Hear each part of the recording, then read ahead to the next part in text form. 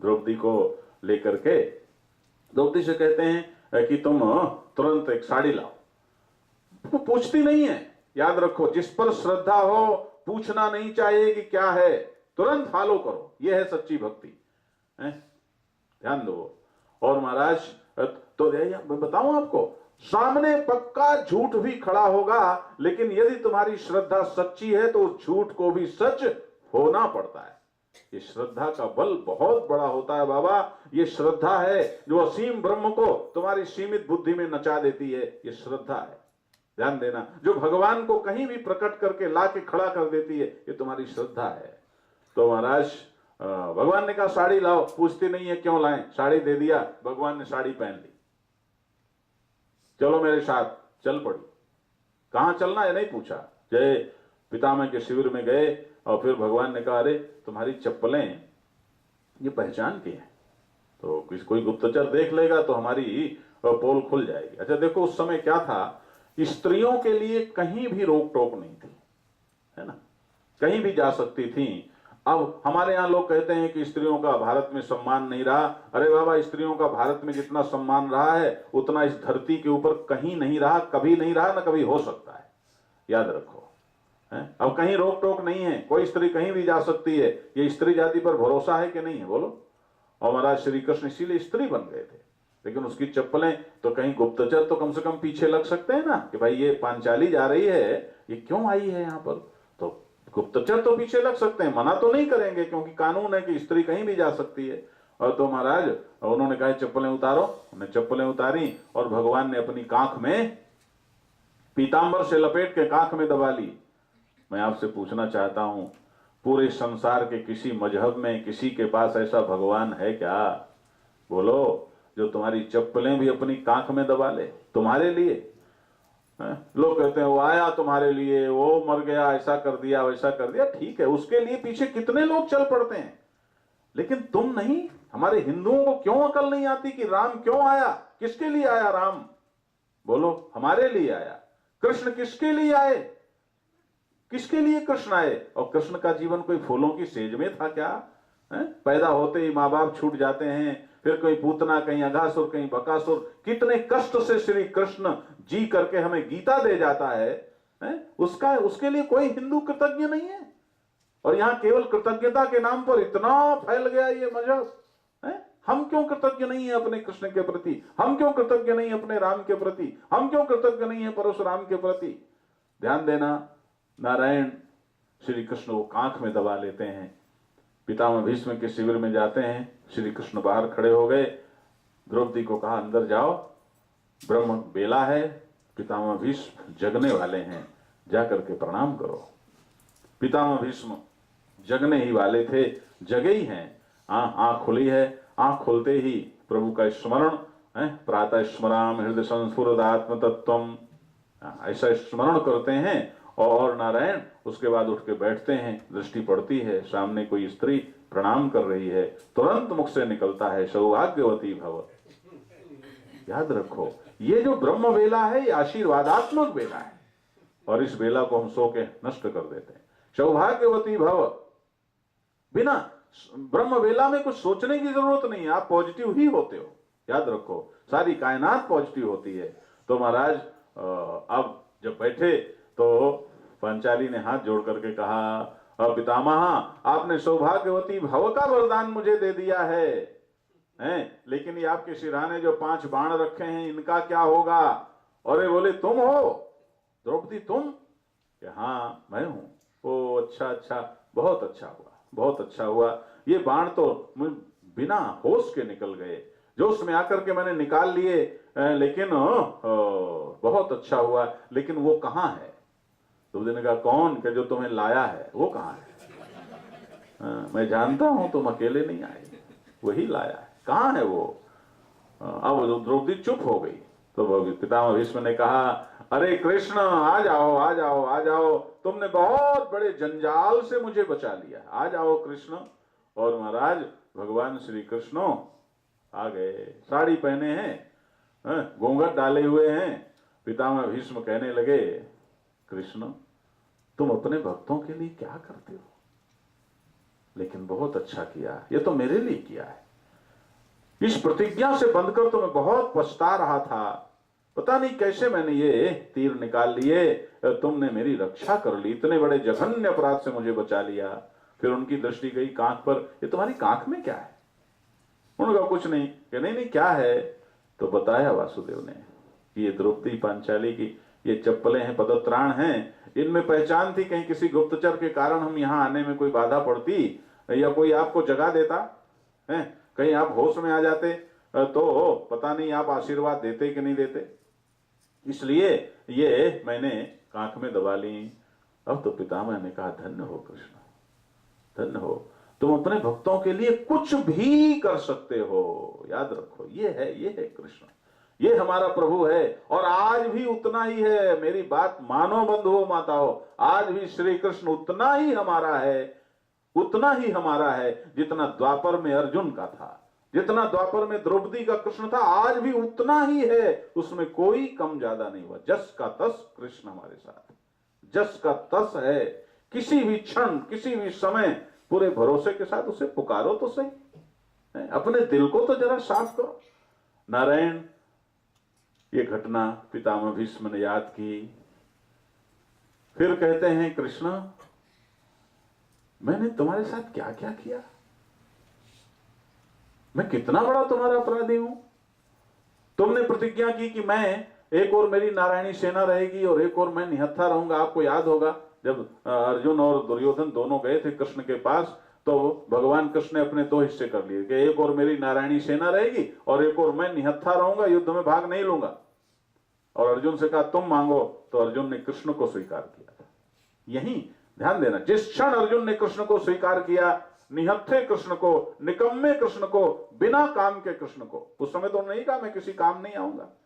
क्या हम बिना काम के भगवान को स्वीकार करने को तैयार हैं? इसीलिए तो हम भगवान से दूर हैं, इसीलिए भगवान से दूर है। यही तो रोना है, इसीलिए तो श्रद्धा नहीं हो रही, इसीलिए तो भरोसा नहीं हो रहा, इसीलिए तो भक्ति की लौ नहीं जल रही। बाबा क्या भगवान है? नारायण अर्जुन ने स्वीकार किया और याद रखो उसी समय वो महाभारत जीत गया था जिस समय उसने कृष्ण को स्वीकार किया। ये पितामह भीष्म को पता था, लेकिन पितामह भीष्म ने क्या प्रतिज्ञा कर ली, जो पे हरि अस्त्र न कहाऊं तो शांतनु सुत न कहाऊं। और महाराज के मैं कृष्ण को अस्त्र उठाने पर मजबूर कर दूंगा।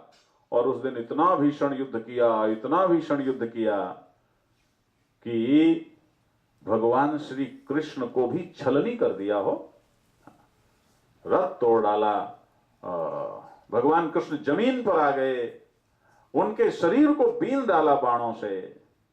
और आज पितामह भीष्म कह रहे हैं कृष्ण उस समय मैं प्रतिज्ञाजीवी भीष्म ऐसी प्रतिज्ञा करके और तुम्हारे पक्ष को तहस नहस करने लगा था। कृष्ण ने क्या किया? कृष्ण ने नारायण देखा कि ये पितामह भीष्म आज नष्ट कर देंगे इस पक्ष को, ये बलशाली हैं। कई बार ऐसा होता है महाराज कि धार्मिक लोग बहुत बलशाली हो जाते हैं, ये बलशाली हैं। इसलिए इस समय यदि मैं अपनी प्रतिज्ञा देखता हूं, मैं प्रतिज्ञा देखूं या राष्ट्र देखूं और धर्म देखूं, तो भगवान कृष्ण ने क्या किया? अपनी प्रतिज्ञा तोड़ दी प्रतिज्ञा और रथ का पहिया लेके खड़े हो गए। पितामह भीष्म कहते हैं कृष्ण तुम्हारा वो रथ का पहिया लेकर खड़ा हुआ व्यक्तित्व, तुम्हारा वो दर्शन आज भी मेरी आंखों में जस का तस तैरता रहता है। मैंने तुम्हारे शरीर को बीन डाला था, तुम भूमि पर आ गए थे, तुम्हारे शरीर में घोड़ों की टापों से उड़ी हुई धूल चढ़ी हुई थी, सांवला शरीर, उस पर चढ़ी हुई धूल, अत्यधिक श्रम करने के कारण बहता हुआ पसीना, मेरे बाणों से छलनी हुए तुम्हारे शरीर से रिश्ता हुआ खून, और उस सब के बीच तुम कैसे लग रहे थे कृष्ण। लेकिन मैंने जब तुम्हारी आंखों में आंखें डाली तो कृष्ण मेरे प्रति तुम्हारे हृदय में रोष रंच मात्र भी नहीं था, मेरे लिए तो प्रेम ही था तुम्हारी आंखों में। कृष्ण तुमने मुझे सीख दी कि मुझे भी प्रतिज्ञाएं तोड़नी चाहिए थी। तुमने धर्म के लिए, राष्ट्र के लिए अपनी प्रतिज्ञा क्षण भर में तोड़ दी और बचा लिया धर्म पक्ष को, और मैं प्रतिज्ञा जीवी आज थर सैया में लेटा हूं और रिस रिस कर मेरे अंदर से अधर्म बह रहा है। नारायण इसके बाद पितामह भीष्म ने कहा कृष्ण अब मेरी अंतिम इच्छा है कि क्या कि मेरा एक बेटा है, और एक बेटी है, वो मैं तुम्हें देना चाहता हूं। अब लोगों को बड़ा आश्चर्य हुआ, तो ब्रह्मचारी हैं, बेटा बेटी कहां से आया? लेकिन वो बात कुछ ऐसी थी, वो प्रतीक शब्द थे महाराज हैं। बेटा माने मेरा मन और बेटी माने मेरी बुद्धि। ध्यान देना कि ये जो मेरी मति है, मति रूपी पुत्री मैं तुम्हें देना चाहता हूं, और ये जो मेरा मन रूपी पुत्र है, ये मैं तुम्हें देना चाहता हूं। क्या अर्थ हुआ इसका? इसका अर्थ ये हुआ कि अभी तक तो मैं निगुरा रहा, लेकिन अब मैं तुम्हें गुरु के रूप में स्वीकार करना चाहता हूं, क्योंकि गुरु और शिष्य के बीच में बुद्धि का और मन का ही आदान प्रदान होता है। हो, याद रखो। ये गुरु शिष्य की मति ले लेता है और अपनी मति दे देता है। देख भाई, आज से तू गुरुमुखी हो गया, तूने गुरु धारण कर लिया, गुरुमुखी हो गया, अब मनमुखी नहीं रहा है कि मन रूपी बेटा तुमने दे दिया हमको। कि मनमुखी कौन? कि जिधर मूड करे उधर चल पड़े, जिधर मन ने मुंह किया उधर ही चल पड़ा, ये मनमुखी है। और उसका उल्टा गुरुमुखी, कि जो गुरु माने गुरु क्या कहेगा कि जो धर्म है वो करो, जो नीति है वो करो, जो सत्य कहे वो करो, पॉजिटिव रहो। तो नारायण भगवान श्री कृष्ण समझ गए कि ये तो शिष्य के रूप में प्रस्तुत होकर मुझे सदगुरु के रूप में वर्ण करना चाहते हैं। भगवान श्री कृष्ण ने इस प्रकार से ज्ञान मुद्रा का प्रदर्शन किया और पितामह भीष्म के अंदर से एक तेज निकला और श्री कृष्ण में समा गया। और उसके बाद नारायण सब अंत्येष्टि क्रिया कर्म करते हैं पितामह भीष्म का। फिर भगवान श्री कृष्ण कहते हैं अब तो मैं जाऊंगा द्वारिका। कुंती नारायण प्रार्थना करती है, वो स्तुति भी भागवत में बहुत मजेदार है। भगवान कहते हैं बुआ तुम कुछ मांग लो। तो जानते हो कुंती ने क्या मांगा? कुंती ने कहा यदि मुझे देना चाहते हो तो दुख दे दो। अरे दुख मांगती हो? सारी दुनिया तो सुख मांगती है, तुम दुख मांगती हो? अच्छा एक बात बताओ, आप कुंती को बेवकूफ समझते हो? बोलो नहीं। तो तुम्हारे सामने भगवान है तो दुख मांगोगे? जो भी नहीं, ये दोनों नहीं, ऐसे कैसे चलेगा? कुंती ने दुख मांगा। आप जरा समझो, 2 मिनट में इस बात को भी समझ लो, दुख क्या है और सुख क्या है। अरे बाबा, किसी भी चीज में न सुख है न दुख है। जिस चीज को तुम प्रेम से एक्सेप्ट कर लेते हो, जगह दे देते हो अपने दिल में, दिमाग में, जीवन में, स्वीकार कर लेते हो, वो तुम्हारे लिए सुख है। और जिस चीज को तुम स्वीकार नहीं कर पाते वो तुम्हारे लिए दुख है। कोई चीज किसी के लिए सुखी है तो दूसरे के लिए दुखी है, दुख देने वाली है। बात समझ में आई कि नहीं है? वही चीज किसी को सुखी करती है और वही चीज किसी दूसरे को दुखी करती है। तो नारायण ये अब देखो, यदि तुम्हारी अस्वीकृति का नाम दुख है, जिस चीज को तुम एक्सेप्ट नहीं कर पाते वही तो दुखद होती है ना। अब कुंती ने क्या कह दिया? मुझे दुख दे दो। इसका मतलब उसने दुख को प्रेम से एक्सेप्ट कर लिया। अब बोलो दुख की हवा निकल गई कि नहीं निकल गई? दुख की हवा निकल गई, कुछ नहीं। एक बात। दूसरी बात यह है कि जब सुख आता है तो तुम इतरा जाते हो, और जब दुख आता है तो हमें अपनी औकात का पता लगता है कि अरे मेरे हाथ में कुछ भी नहीं है। ईश्वर की याद आती है। ध्यान देना, कई बेवकूफ हैं तो ईश्वर को गाली देने लग जाते हैं। ईश्वर है ही नहीं, मुझे दुखी कर दिया, ईश्वर है ही नहीं। मानो तेरे बाप का नौकर है ईश्वर कि हमेशा तुझे सुखी रखे तेरे हिसाब से। हम अपनी गणित से ईश्वर को अब इस्तेमाल करना चाहते हो। ईश्वर की गणित से हम नहीं चलना चाहते, अपनी गणित से ईश्वर को चलाना चाहते हैं। ये कैसी हमारी नासमझी है। तो महाराज ध्यान से सुनो, कुंती कहती है मुझे दुख दे दो। अरे तुम दुख मांगती हो? कि कृष्ण मैं जानती हूं कि जब दुख आता है तो तुम्हारी याद आती है, और तुम्हारी याद आती है तो आनंद आता है। इसलिए और सुख में तुम इतरा जाते हैं। भगवान श्री कृष्ण ने गीता में इस पर दर्शन दिया हो। मात्रा स्पर्शास्तु कौन्तेय शीतोष्ण सुख दुख दाह आगमा पाइनो नित्यांस्तान तितिक्षस्व भारत। भगवान कहते हैं देखो अर्जुन, ये सुख और दुख आगमा पाई हैं, आएगा जाएगा आएगा जाएगा, ना सुख टिकेगा ना दुख टिकेगा। तो क्या करो? तान तितिक्षस्व, कान खोलकर सुन लेना बंधुओं माताओं, दोनों को सहन करो। दोनों को सहन करने का मतलब क्या हुआ? दोनों को सहन करने का मतलब हुआ, देखो सुख को सहन करने की बात हम इनको सोचते हैं कभी कि सुख को भी सहन करना है ना। सहन करने का अर्थ होता है कोई चीज हमारे सामने आई और हमने उसे झेल लिया और हमारा कुछ नहीं बिगड़ा, यह है सहन करना, है ना। तो सुख को भी सहन करना, क्या मतलब कि सुख आया तो हम इतरा नहीं गए, हम लूज नहीं हो गए, हम घमंड में नहीं चले गए, हम फूल के कुप्पा नहीं हो गए, हमारा गुब्बारा फूल नहीं गया। क्या होता है, सुख आता है तो गुब्बारा फूल जाता है, और दुख आता है तो गुब्बारा फुस हो जाता है। समझ गए कि नहीं समझ गए? हवा निकल जाती है गुब्बारे की, हाँ मुंह लटक गया 40 किलो का, खेल खत्म हो गया, अरे राम रे कैसे करें। ध्यान देना, भगवान कहते हैं सुख को भी सहन करो और दुख को भी सहन करो। सुख आवे तो भी खड़े रहो अपनी आत्मा में, मेरे भरोसे में, और दुख आवे तो भी खड़े रहो। ध्यान देना, यहाँ कुंती दुख मांगती है, भगवान कहते हैं अच्छा कुंती उदाहरण देती है। देखो एक उदाहरण, बहुत सारे उदाहरण, लेकिन एक समझा के विराम देता हूं। और कुंती कहती है देखो कृष्ण, मेरे बेटे हैं जब वनवास में थे तो दुर्योधन से प्रेरित होकर दुर्वासा पहुंच गए, और दुर्वासा ने जाके क्या कहा, युधिष्ठिर से कहा कि देखो भाई हमें एकादशी के बाद पारण करना है, मेरे साथ ये इतने 1000 ऋषि हैं, इन सब के लिए भोजन बनवा के रखो। आप गृहस्थ हैं, मना भी नहीं कर सकते अतिथि को, संत को। और महाराज वो चले गए स्नान करने। इधर क्या था कि जो धर्म का पालन करता है महाराज, उसके लिए कुछ न कुछ योजना ईश्वर करता है। तो द्रौपदी के पास एक अक्षय पात्र था, सूर्य नारायण ने दिया था। उस अक्षय पात्र की विशेषता ये थी कि जब तक द्रौपदी भोजन न करे तब तक उससे कितनों को भोजन करा दो, है ना। हाँ महाराज वो क्या चमत्कारी। लेकिन मैं तो कहता हूं कि हमारे यहाँ पहले भी ये प्रथा थी, है कि देवी घर में अंत में भोजन करती थी, और इसीलिए कभी भी गांवों में ये शिकायत नहीं होती थी कि मेरे घर में बरकत नहीं है।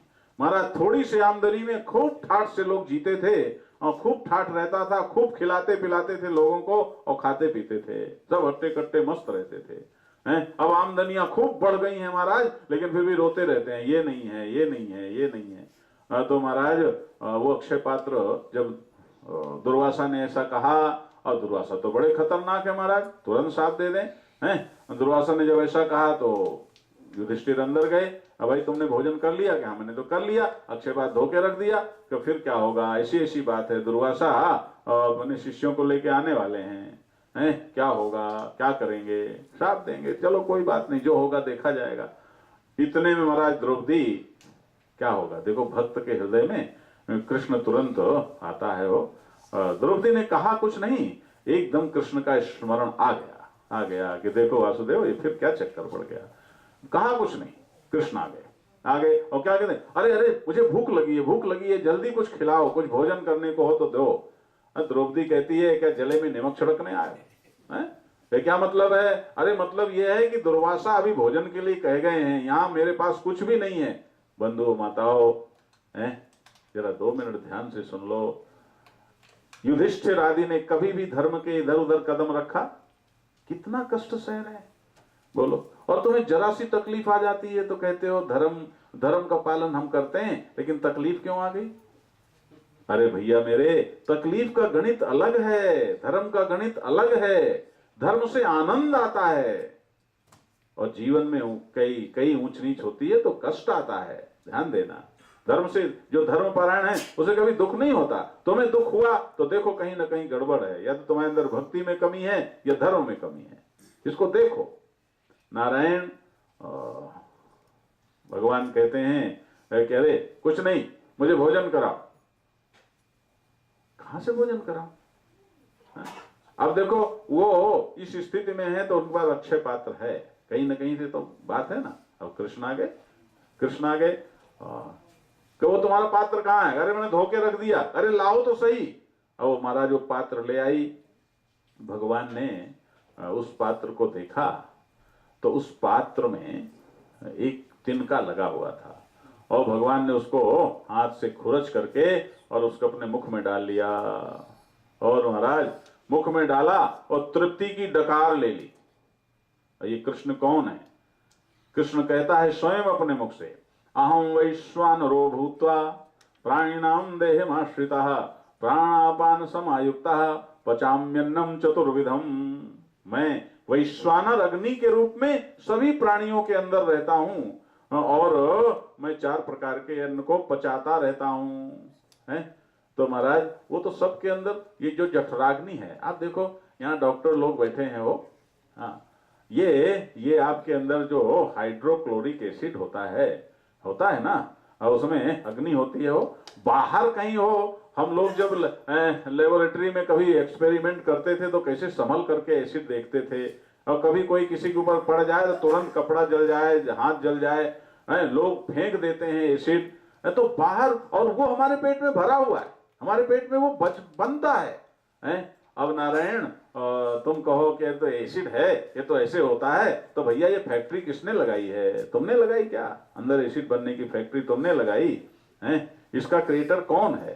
तो नारायण भगवान कहते हैं, मैं वैश्वानर अग्नि के रूप में सबके अंदर रहता हूं और सब भोजन को पचाता हूं, मैं सबके अंदर। भगवान कहते हैं, गामा विश्व भूतानि धारयाम्याम ओजसा, मैं इस जमीन के अंदर रह करके अपनी ऊर्जा से, अपनी एनर्जी से सबको धारण करता हूं। अब बोलो ये गुरुत्वाकर्षण शक्ति है कि नहीं है?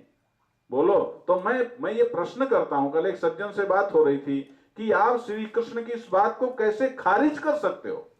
यदि न्यूटन ने गुरुत्वाकर्षण की खोज की तो मैं कहता हूं श्री कृष्ण की इस बात को उसने पुष्ट कर दिया। नहीं पुष्ट किया क्या? फिर कैसे तुम मना कर सकते हो? नारायण वही पेट में रहते हैं, वही खाते हैं। इसीलिए हम एक जगह भोजन कर रहे थे, अरे भाई हमने कहा देखो हमने भोजन कर लिया, समझ लो ब्रह्मांड ने कर लिया। क्यों कर लिया? साधु को लोग इसीलिए खिलाते हैं, वो साधु को पता है कि उसके पेट के अंदर स्वयं श्री कृष्ण भोग लगा रहे हैं, समझ गए ना? और जब इसीलिए हम तृप्त होते हैं, हो कैसा भी भोजन हम तृप्त होते हैं, ऐसा नहीं है कि अतृप्ति रह जाए।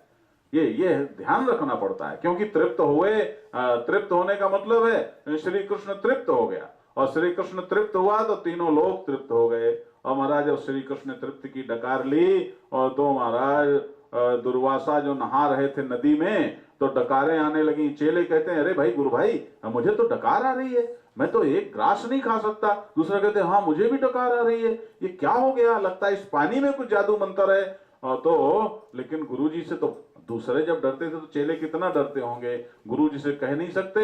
वहां युधिष्ठिर ने बढ़िया बढ़िया भोजन पकवान बना के रखा होगा, और खाएंगे, है नहीं?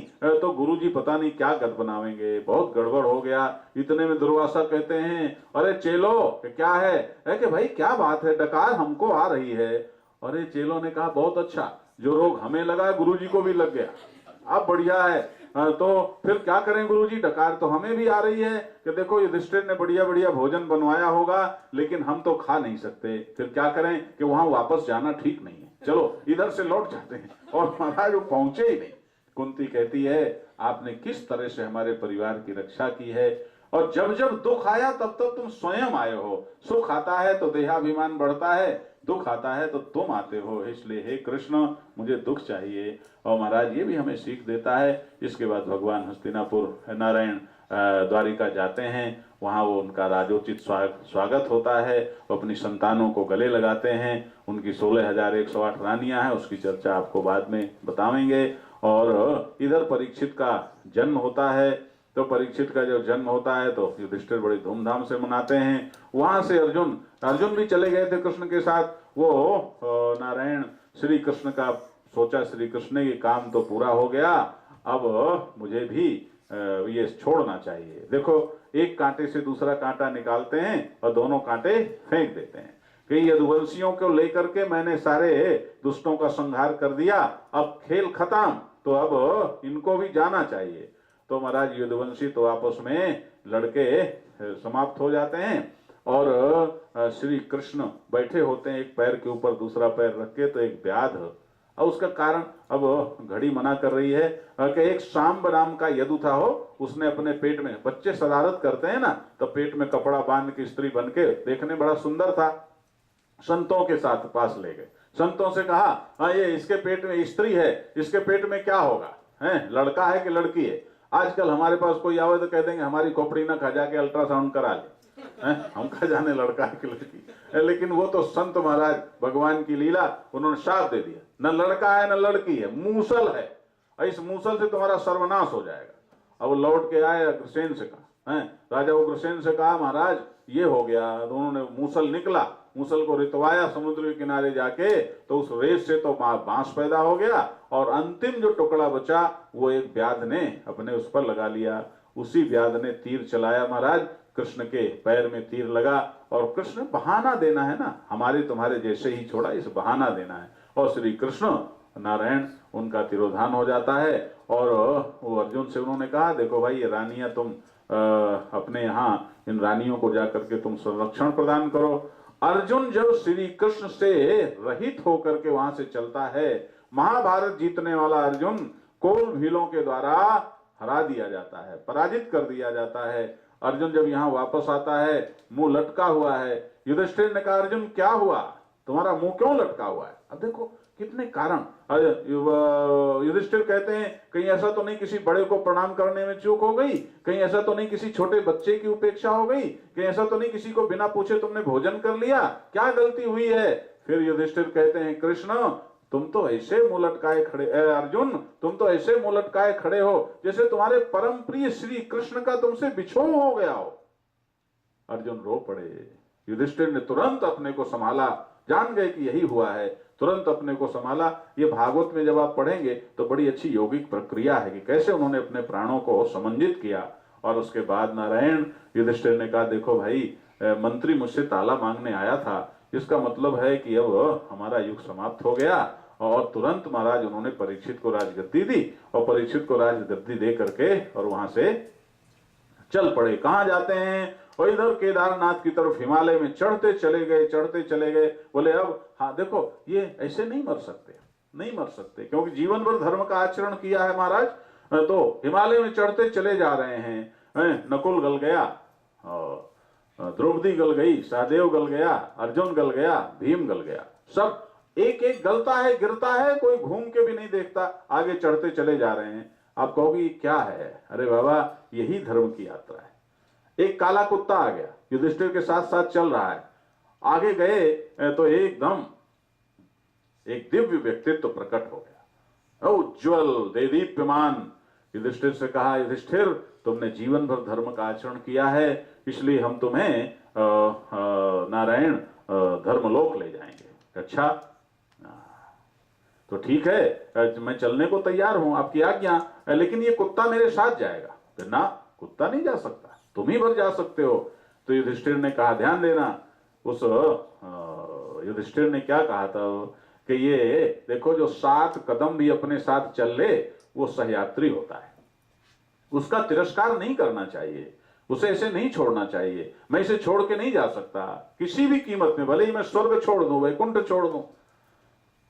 उसने कहा उस दिव्यात्मा ने कि तुम्हारी पत्नी गल गई, तुम्हारे भाई गल गए, तो उनकी तरफ तुमने सिर घुमा के नहीं देखा, और इसको कहते हो कुत्ते को कि मैं इसे छोड़ नहीं सकता। युधिष्ठिर ने कहा देखिए कुत्ता भी यदि गल जाता तो मैं कुत्ते की तरफ भी सिर घुमा के नहीं देखता, और यदि मेरे भाई और पत्नी वो भी मेरे साथ होते तो मैं उन्हें भी छोड़कर नहीं जाता। मेरे लिए न भाई से मतलब है, न पत्नी से मतलब है, न कुत्ते से मतलब है। मैं तो केवल धर्म का पालन करना जानता हूं, मैं केवल धर्म का आचरण जानता हूं। मेरे लिए सब समान है, जिसके प्रति मेरा जो धर्म है बस वो मुझे पालन करना है। इस समय कुत्ता साथ है तो मैं कुत्ते को छोड़कर नहीं जाऊंगा। ये भी गल जाएगा तो जैसे वो गल गए ऐसे ये भी गल जाए तो मैं इसकी तरफ भी नहीं देखूंगा। मानिए सभी धर्म के नाते मैं तो केवल धर्म का आचरण जानता हूं, ये है धर्म। ध्यान देना। अब क्या हुआ महाराज, कुत्ता भी गायब हो गया और वो भी गायब हो गए हैं। एकदम धर्मराज प्रकट हो गए, वो साक्षात धर्मराज थे, और उन्होंने कहा युधिष्ठिर तुम्हारी अंतिम परीक्षा में तुम पास हुए, आओ आओ। और युधिष्ठिर उस शरीर को वहीं विसर्जित करके और धर्मराज में समा जाते हैं। इधर नारायण परीक्षित राजा बन गया था। अब देखो 2 मिनट और परीक्षित राजा बन गया था, क्योंकि कथा की मर्यादा भी तो रखनी बाबा। और परीक्षित राजा बन गया था, उसने सारे देश में ढिंढोरा पिटवा दिया। देखो भाई मैं इस राजगद्दी पर बैठा हूं चक्रवर्ती सम्राट की, जो मुझे स्वीकार करता हो स्वीकार कर ले, और यह या किसी को युद्ध करना हो तो युद्ध करे। हमारा सारे देश के राजाओं ने कहा अरे आपको तो गर्भ में भगवान के दर्शन हुए हैं, हम आपको स्वीकार करते हैं। देखो बिना रक्तपात के वो चक्रवर्ती सम्राट बन गए। उसके बाद क्या हुआ महाराज, एक दिन तो बड़ा विलक्षण हुआ कि वो उन्होंने देखा कि एक गाय है और एक बैल है। तो महाराज गाय तो बिल्कुल लुंज पुंज सी बीमार सी, और बैल की 3 टांग टूटी हुई हैं। हैं। तो परीक्षित, और वहीं पर एक क्रूर सा व्यक्ति है जो उनको पीड़ित कर रहा है, ध्यान देना। और महाराज तो परीक्षित ने पहले तो ललकारा उसको, तू कौन है यहाँ पर, और वो मुकुट पहने हुए था, मेरे रहते तूने मुकुट धारण कर रखा। उसने तुरंत मुकुट उतार दिया, उतार के रख दिया और हाथ जोड़ के खड़ा हो गया। फिर गाय से पूछा तुम कौन हो? उसने कहा मैं तो पृथ्वी हूं, मैं पृथ्वी हूं, और मैं अब श्री कृष्ण का स्पर्श नहीं पा रही हूं, इसलिए मैं व्यथित हूं, और पता नहीं कैसा युग आने वाला है। और उस बैल से पूछा तुम कौन हो और तुम्हारी ये दशा किसने की? तो ध्यान से सुनना बंधुओं माताओं, वो बैल कहता है मैं क्या बताऊं मैं कौन हूं और मेरी दशा किसने की, मुझे दुख किसने दिया। ध्यान से सुनना, ध्यान से सुनना, मैं आपको जरा बारीक बात बताता हूं।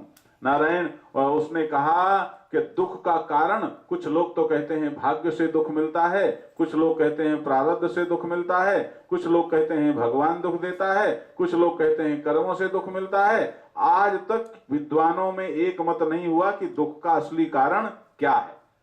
परीक्षित ने हाथ जोड़ लिए, अरे ये तो धर्मशास्त्र की समस्या आपने सुना दी, इसका मतलब आप तो साक्षात धर्म हैं। क्या अर्थ हुआ कि परीक्षित भी फिलोसोफर थे। पहले हमारे देश का हर राजा और कोई विद्या जाने न जाने फिलोसोफर जरूर होता था, हैं? हम चिल्लाते हैं प्लेटो ने कहा है कि यदि फिलोसोफर राजा हो तो बहुत अच्छा होता है। अरे बाबा, हमारे यहाँ हमेशा राजा फिलोसोफर होता था, समझे कि नहीं समझे? और महाराज उसके बाद परीक्षित ने उसके 4 टांगे तोड़ दी। अभी बात हो रही थी वहां पर इन लोगों से, 4 चरण धर्म के होते हैं, तो तपा शौचम दयामिति। नारायण, सत्य तप शौच और दया, ये 4 चरण धर्म के होते हैं। इनमें से एक 4 चरण धर्म माने सतयुग, 3 चरण धर्म माने त्रेता, 2 चरण धर्म माने द्वापर, और केवल सत्य तो कभी नष्ट नहीं हो सकता, वह कलयुग में होता है। और तो महाराज परीक्षित ने उसको जस का तस कर दिया। अब तो वो जो काला सा व्यक्ति था महाराज, वो क्रूर सा, उसने हाथ जोड़े, अरे महाराज मैं काल हूं, कलयुग हूं, मैं आपके राज्य में प्रवेश चाहता हूं। बंधुओं माताओं, मैं आपसे कहना चाहता हूं, क्या आपने किसी विश्व के इतिहास में किसी राजा का इतिहास ऐसा सुना है कि काल भी हाथ जोड़ करके प्रवेश मांगे? बोलो, ये हमारे देश के राजा के आचरण का है। और महाराज परीक्षित ने कहा नहीं, मैं तुम्हें प्रवेश नहीं दूंगा।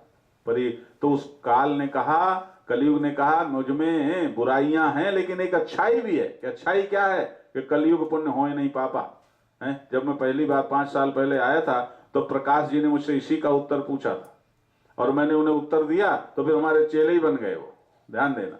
हाँ, वो इतने खुश हुए। अब यहाँ तो उत्तर नहीं तुम्हें सुनाऊंगा, पर कलयुग ने कहा कि ये जो कलिकाल है, इसमें सत्संग सुलभ है, संत सुलभ हैं, भगवान सुलभ हैं, और मानसिक पुण्य तो होगा लेकिन मानसिक पाप नहीं होगा। क्या अच्छा, ये अच्छी बात है, तो चलो ठीक है, कोई बात नहीं है। दूसरे उसने कहा मैं आपकी शरण में आया हूं। बोले भाई शरण में आए तो मना नहीं कर सकते, जाओ तुम जहां चोरी हो वहां रहो, जहां व्यभिचार हो वहां रहो, जहां जुआ हो वहां रहो, जहां हिंसा हो वहां रहो। परीक्षित ने, उसने हाथ जोड़ लिया, अरे महाराज आपके राज्य में कहीं न चोरी है, न व्यभिचार है, न हिंसा है, न जुआ है। अब वो इतने बड़े जुए की घटना के बाद तो जुआ खत्म हो गया था महाराज। तो अब उसके मुंह से निकल गया तुम स्वर्ण में रहो। और महाराज क्या हुआ? स्वर्ण तो बहुत था, सोने की चिड़िया। एक दिन परीक्षित जरासंध का मुकुट अपने सिर में रख लेता है, जीता हुआ रखा था, और जंगल में गया, कलयुग उसमें समा गया। परीक्षित भटक गया महाराज जंगल में, देखा प्यास लगी, सामने देखा। अब देखो, जो लोग पैसे को बड़ा बचा बचा के रखना चाहते हैं ना, बचा लो बचा लो बचा लो बचा लो, अरे बाबा पैसा जितना हो सके उतना धर्म करो, हैं, धर्म करो उस पैसे से, वही नगद सौदा है तुम्हारा, ध्यान देना। तो बचा लो। एक ने मुझसे पूछा तो शेयर के लिए मुझे बड़ा लोग कह रहे हैं, मैं क्या करूं, लगा दूं? अरे मैंने कहा शेयर में न लगा दे, तू धर्म में लगा दे। हाँ, शेयर में न लगा दे, वहां डूब जाएगा, धर्म में लगा देगा तो वो सब अच्छा हो जाएगा। और तो महाराज अब वो क्या हुआ महाराज, वो परीक्षित वो मुकुट लगा के जरासंध का, वो मुकुट लगा के वहां गया, प्यास लगी। अब बोलो, प्यास, राजा प्यासा है तो क्या चाहिए? पानी चाहिए कि नहीं चाहिए? हैं, वहां पानी चाहिए, वहां तुम्हारा पैसा कुछ नहीं करेगा। तो सामने एक आश्रम सा दिखाई पड़ा, वहां गया तो एक मुनि बैठे, शमीक मुनि समाधिस्थ, ध्यान देना, शमीक मुनि समाधिस्थ हैं। परीक्षित ने कहा, अब देखो कलयुग बोलता है हो, कथा तुम्हें मालूम होगी, लेकिन जरा इस पैमाने से सुनो। परीक्षित बोलता है, क्या बोलता है? मैं राजा परीक्षित हूं, कलयुग का पहला लक्षण क्या है? हर आदमी अपने मैं की बात करता है। मैं ये हूं, यू नो, आई एम फला, हाँ मैं ये हूं। परीक्षित कहता है मैं राजा परीक्षित हूं। अच्छा, किसका परिचय देते हो? अपने इस नासवान व्यक्तित्व का। अच्छा, फिर दूसरा क्या है कलयुग का लक्षण? अपना अधिकार। अपना अधिकार, तुम्हारा आश्रम मेरे राज्य की सीमा में है, मेरे अधिकार क्षेत्र में है। अच्छा, तीसरा क्या बोलता है? तीसरा कलयुग का लक्षण, अपना अधिकार हम देखते हैं और अगले का कर्तव्य देखते हैं।